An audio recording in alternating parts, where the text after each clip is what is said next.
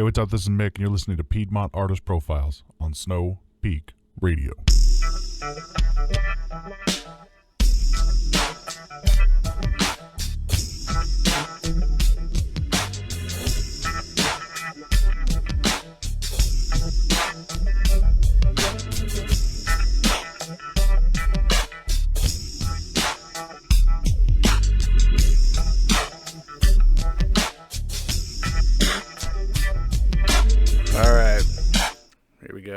Live. What's going on, man? How you doing? I'm doing pretty good. Hell yeah. Corn dog in the basement today. Piedmont Artist Profiles. Tie-dye extraordinaire artist. How you been, man? You look svelte. Good, man. Getting through the winter, my slow season. Yeah? You lose some weight? Yeah, I just finished a 6-week fitness challenge, actually, at Rockbox Fitness in Cornelius. I lost a little over 26 pounds in just 6 weeks. Wow. So now you got to make an all-new wardrobe for yourself. No, yeah, that's the fun part. Lots of new tie-dyes. Right on. Well, let's talk about your tie-dye. What got you into tie-dye, and how long have you been doing it? So I started tie-dyeing. I always loved tie-dye, and there wasn't, at the time, I did not believe there was a lot of tie-dye in North Carolina. I've come to realize that is different, but hence why I had to try so hard to get very good at it. But I wanted to buy, or really I saw it as an easy way to make Christmas presents one year. I figured I could knock all of my Christmas presents out for $100 and learn how to do something new. So I went and bought $100 worth of stuff to do tie-dye, and that's why I started, but I just fell in love with it, and eventually found myself without a job. So I needed a new form of income, and I started out at the Canapolis, they used to do the Canapolis Kaleidoscope Festival a few years ago. Was my very first festival I ever vended. I made like $100 and thought it was the coolest thing ever. And since then, it's continued to grow. Every year I start with more inventory than the year before, and people tell I'm pretty good at it, so yeah, man, I enjoy it. You're damn good at it. You got your designs are so intricate, and I mean, I made like the Boy Scout ones where you just tie little knots and had like little sunbursts and stuff. But like, if they can see this, it actually has female anatomy in that one. So, how did you elevate from just was it just a process of growth, or did you really? Well, being an artist, anyone that is an artist and is on Facebook knows that you're constantly seeing people that probably do the same art as you and probably do it a lot better than you. In your eyes. I mean, we're all our biggest critic. So immediately you get overwhelmed by the amount of, just even to this day, I see artists and I'm just like, how do they do that? And I get that from other people now. So it's just a matter of seeing what you could do. Because again, like you said, you see... you go to camp and you do a 2-hour little class and you're not doing it. You don't even see what could possibly be done. So whenever I do a class or something, I like to start with a shirt and I show them, and I unwrap it right there in front of them. So they'd be like, so we're not doing this, but this is, what you can eventually get to in some point if you stick with it, which is, with any art, it just takes practice. Right. A lot of muscle memory with your fingers and that kind of stuff. Just as you do it, it gets better and tighter and, I mean, now it is a weird sensation to know that basically if I tie-dye it, it's gonna look cool. Like, I mean, I just know that, What's the most challenging thing to do? Is it tapestries, hoodies, or hoodies? I hate hoodies. Really? They're just thick. Yeah. But difficult. I mean, angles. If you're doing if you think like the Dead Bear, the Grateful Dead Bear has the collar with it has these angles, so if you're trying to do a triangle, just to get that like less than 90-degree angle, right? Or I've been thinking about doing shamrocks again for St. Patrick's Day next week, but I just never do it because if you think about it, you've got this one little V that it's just so hard for me to tackle the angles. That's still cool that you can even figure it out. Like, do you have templates you go off of, or you just kind of have to envision I've got a little bit better at drawing. Yeah. I used to always make somebody come and draw it. Like, I'd be like, because you only have to draw half of it. If you think of anything, most of my tapestries, it's a mirrored image. So you only have to draw half of it. But yeah, I've gotten a lot better at drawing. So what all kinds of apparel do you do? I know you got tapestries. If it's cotton, I can tie-dye it. But yeah, I mean, as far as what I carry, yoga pants are a big seller. T-shirts, long sleeve shirts, hoodies, baby clothes, onesies, tapestries. I do bathrobes. I have socks. Really? I got into sewing because I would, when I started doing tapestries, I would just go to Goodwill, and a lot of times I'd buy a fitted sheet, 75 cents, $1, whatever. I'm just practicing, so I'd rip off the edges, of the fitted part, so I'd just have the square in the middle, and then I'd have just piles of fabric that, me being cheap, I'd never throw away, so I'd have length of stuff that I would tie dye, and then I started making bags, and I actually made a wallet, and I start with dyed fabric, and then I create something out of it. Right. So you're pretty entrenched in the festival scene.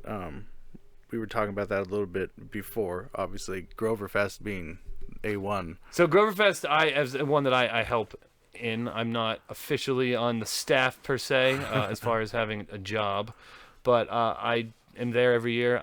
This will be my 10th, my 8th, I believe, 8 or 9 that I've actually been helping out. But it's a lot different now since I do the tie-dye, so I'm actually there more for me, I guess, than I have in the past. But I'm always there all week, so there's stage building and all that kind of stuff. But we usually move every year or every couple years. So this year we're once again at Fiddler's Grove in up towards Union Grove, North Carolina, Harmony area. It's a beautiful spot. I love it out there. We were there last year. It's June 15th and 16th. Let's see. I was trying to think of who is on the list. So we've got Duke Tan, Caudle Creek, Motion, Crackers and Snack Meat. There's a few I'm not allowed to talk about yet. Yeah. Me, I'll be there. That hasn't been announced yet, but I can announce that one right now. You'd be doing the breakfast set, right? I don't know exactly what I was told. I was going to have so usually I am the first one to go on, but I think the Powers and B might give me a later time slot this year. Oh man, moving up. up. I know, moving all up. So we'll see. But that's always a good weekend. I'll be at Gotta Fest in Virginia for a 420 weekend with my friends in Moon Days. And as far as festivals, I have Hippie Fest in May. Right. That's out in Salisbury. That's more just vending, more so than music, though. So the music festival scene, I mean, obviously it's probably your favorite kind of thing to do, but how vital is it to your craft? To what I do, I mean, I wouldn't even do what I do if it wasn't for I started going to festivals when I was 18, and I was Smile Fest at Van Hoy Campground. I went with a bunch of people who had never been to a music festival before. I don't even remember why we went. I guess somebody knew some reason to go, and we just thought it'd be fun. And, I mean, took my shoes off, didn't put them on for 3 days.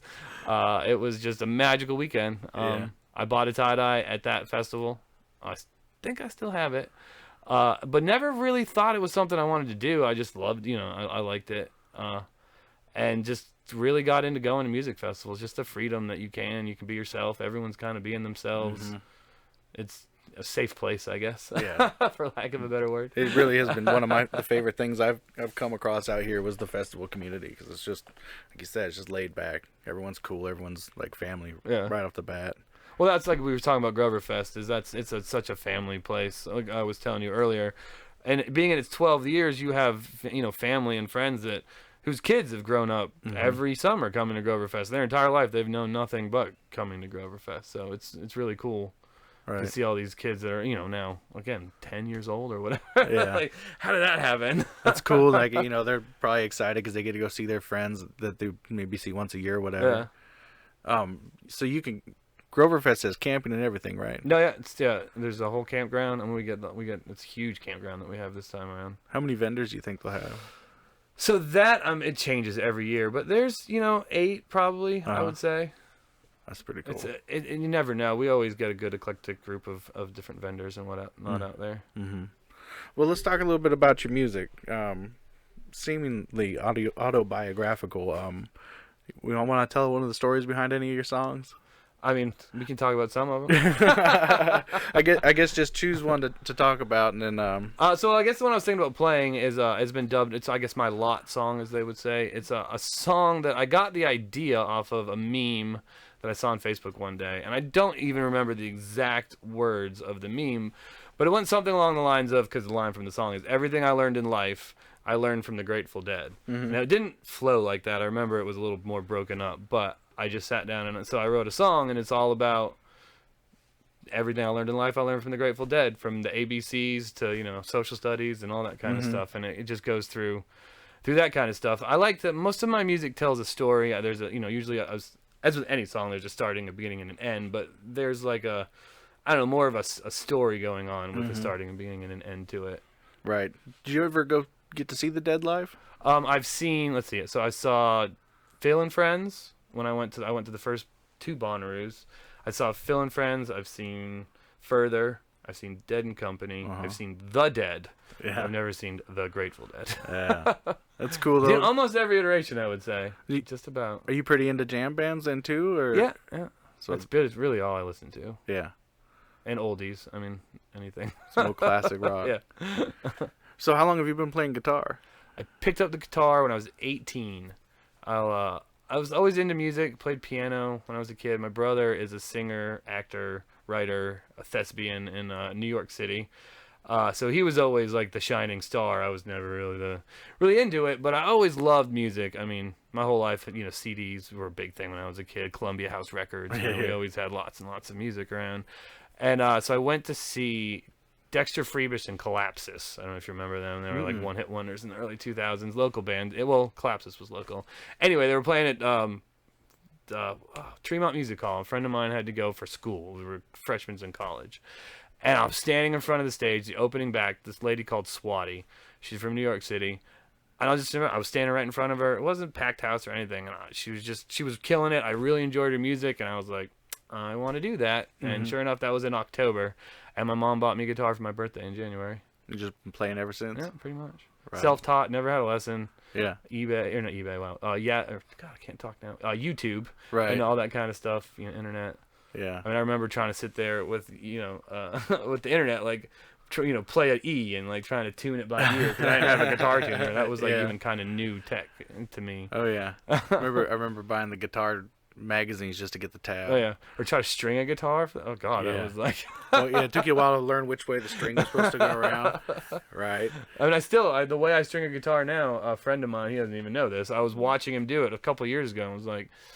Okay, and I've totally changed the way that I string my guitar. Just watching someone try to do it differently than I did it. Now you have a little bit of performance in your background anyway. Your family is involved in radio up in New England. My father was a disc jockey my whole life until last year he retired in Boston, the Lauren and Wally show, and then my grandfather before that was in radio and TV until he passed away. So I've just been around a microphone. At some point most of the time, or I've woken up to phone calls on my birthday, Yeah. Ring, ring, ring. I'm in college, Hey, and it's, hey, Chuck, you're on the radio. Don't swear, don't say anything bad. Or, like, huh? Okay. That would be kind of interesting way to go. You never know what's going to happen when your father's on the radio. Right. Was it like rock stations, music stations? Well, it's changed. When I was a kid, it was like 80s, like, Paula Abdul, that kind of stuff. My dad's always been into that kind of music. And then they did country for a few years, and he hated that. Yeah. And then they've been, WROR has been like the Beatles, like 60s, 70s, into the 80s now, I think. That's cool. All the 60s and 70s music are adding. And all the oldies is now not as old as. Yeah, the oldies is our music. Yeah. I hear Nirvana on classic, and I'll go, oh man, it's happening. So when would your grandfather have gotten into radio? So he was on the TV, a TV show called Salty Shack. Again, this was in Rhode Island, but he used to play like Mr. Magoo. It was black and white, like the Three Stooges, like that kind of stuff. So when my dad was a kid, and my dad's he just turned 69. Yeah, that's right, Dad. I think he's listening. And so I mean, that must have been early 60s. I would say. It'll be a great time to get into radio. Yeah. It's hard now. I mean, it's much easier, with computers. Yeah. After a certain time of day, they just... Well, that's kind of the problem, and it's even harder to get, like, local music. No, yeah. I mean, I was big into radio. I thought I wanted to be when I was a kid, and then I did a little bit in college, and it's just... I like it, but my dad very much pointed out that it probably wasn't a good way to make money. Yeah. Yeah. Well, now it's all Spotify anyway. I mean, your morning personality shows are all syndicated across the country. Exactly.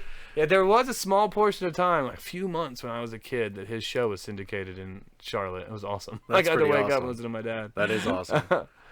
I grew up driving tractors and stuff, so radio, especially talk radio, was like my entertainment. It's the only thing to get you through a day. Because, man, if you try to listen to terrestrial music radio, it's just, you start to notice, like, oh, it's 30 minutes after the hour because this song is playing. Yeah. So, but I guess There's one station here that does what is it, 106.5? The end does local music on Sunday nights. They might. Yeah. I don't. I delivered pizzas for a long time. I used to be all over the radio, but I don't listen. If I'm in the car, it's like my iPod or something. Yeah. It's garbage now. No, I mean, I even got into talk radio a lot. I liked NPR, believe it or not. Yeah. Just because I was delivering pizzas, so I would get bored. Just listen. It's good to have a conversation. No, yeah. And now you can do whatever in your basement. You can have your own network, which is pretty cool. I don't know if the overlords like that kind of stuff. You're also telling me about you have a beach named after you. So there's the Salty Brine State Beach, which my grandfather was named after him when I was a kid, and my brother, who was Salty Brine the Third. So when I was a kid, they named this beach after my grandfather, the Salty Brine State Beach, and my grandmother. The story goes, my grandmother thought that I would be jealous because there's this beach that now has my brother's name on it. So I go down there. I mean, I was a kid, like 7 or 8. I remember. I had no idea what we were going down to my grandparents for. I remember we're standing out in front of the beach. There's a bunch of older people there, all dressed up real nice. And there's this older gentleman standing there with an envelope, and I look over, and I guess I remember seeing my name on it, so like I could read at least. It said Charles Brine or Chucky Brine or something like that on it. And sure enough, they take this cloth off this sign, and they were dedicating a beach to me. So there's a little private beach in Rhode Island. I have a plaque from the governor of Rhode Island that says, this beach is hereby named the Chucky Brine Beach.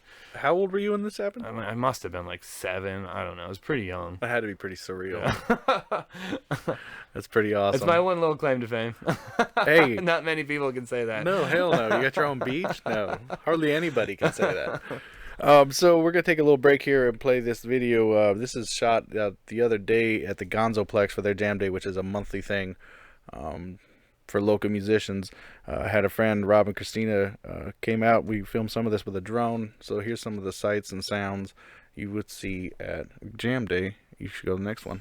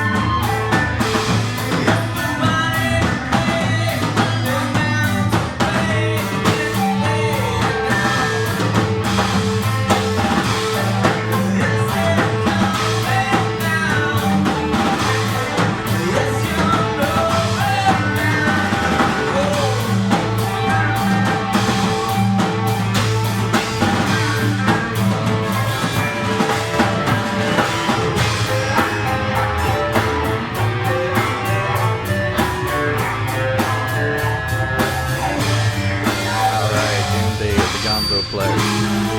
If you're a musician and you're interested in playing along at a jam day, reach out to those boys on their Facebook page. It is by invite only. It's a private event, and it's getting kind of crowded, but I'm sure they make room for you.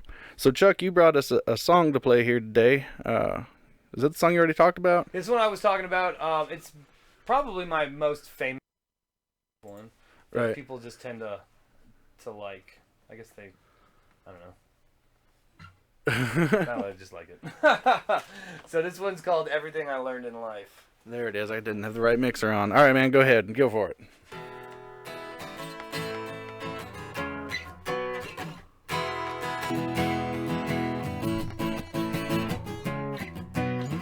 Because everything I learned in life, I learned from the Grateful Dead. I said everything I learned in life, I learned from the Grateful Dead. Althea, Bertha, Casey Jones, Dark Star, and Eyes of the World. That's how I learned my ABCs. Go on, give it a whirl. Well, everything I learned in life, I learned from the Grateful Dead. Well, everything I learned in life, I learned from the Grateful Dead. Now next comes math, you wonder how you can learn it at a show. 1, 2, 3, 4, 5, 6, 7, I'm in row 9, seat 11. Everything I learned in life, I learned from the Grateful Dead. Everything I learned in life, I learned from the Grateful Dead. Now in the 60s and 70s, well, I bet chemistry was wild.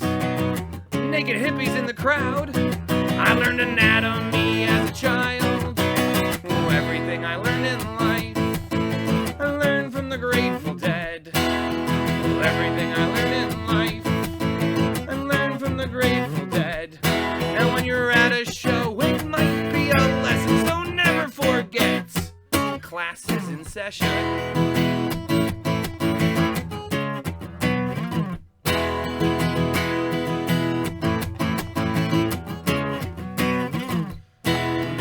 Everything I learned in life, I learned from the Grateful Dead. That's right, everything I learned in life, I learned from the Grateful Dead. Now social studies, biology, we got history and PE. They're all covered for you and me at the School of the Dead. Just come and see.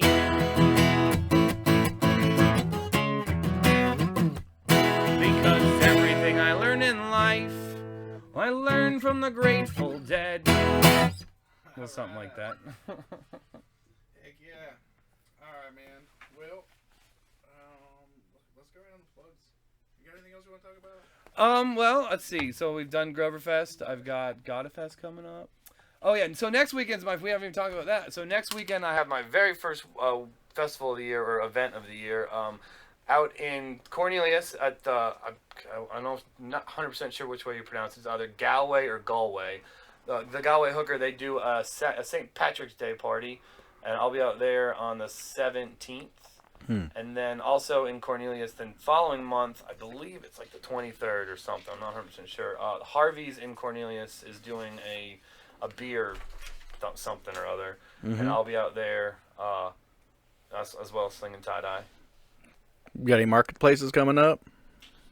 Not just the 17th. Groverfest is in June, right? Yeah, in June. Oh, Groverfest, we have March 19th. We'll be doing a Groverfest showcase down at the Rabbit Hole in Charlotte. That'll be Crackers and Snack Beat, Duke Tan, and a new band that I haven't even seen yet, but it's all Grover family. They're called Motion. Nice. So when they released the dates or the bands for Groverfest, and I was like, Motion? It was big. It was like, a headliner. And I was like, all right. So I'm scouring Facebook, and Motion is a very, I don't know, there's 1,000 things out there named Motion. So finally I was like, all right, I got to ask somebody. And then they were like, oh, it's so-and-so's band. So I'm very excited. They're all amazing musicians. So hell yeah. It's going to be a treat for sure. We're going to try to be out there too. All right. Other plugs. I got Friday night at the Neighborhood Theater, The New Familiars with Bob Margolin. And the neighborhood of the Midwood Horns. That starts at 8 p.m. And up in Salisbury, Mean Mug Coffee, Don Eiden will be hosting Patty Palooza, which is an open mic event. Don always hosts a good show. There'll be a ton of good musicians up there. That starts at 7. That's in Salisbury at Mean Mug Coffee. And Saturday night, Radio Lola with a late show at the Evening Muse. That starts at 10:30. Corn Dog, thank you for stopping by. Hey, you got any last words, man? Man, I appreciate it. Much love and tie-dye, everybody. All right. Peace out.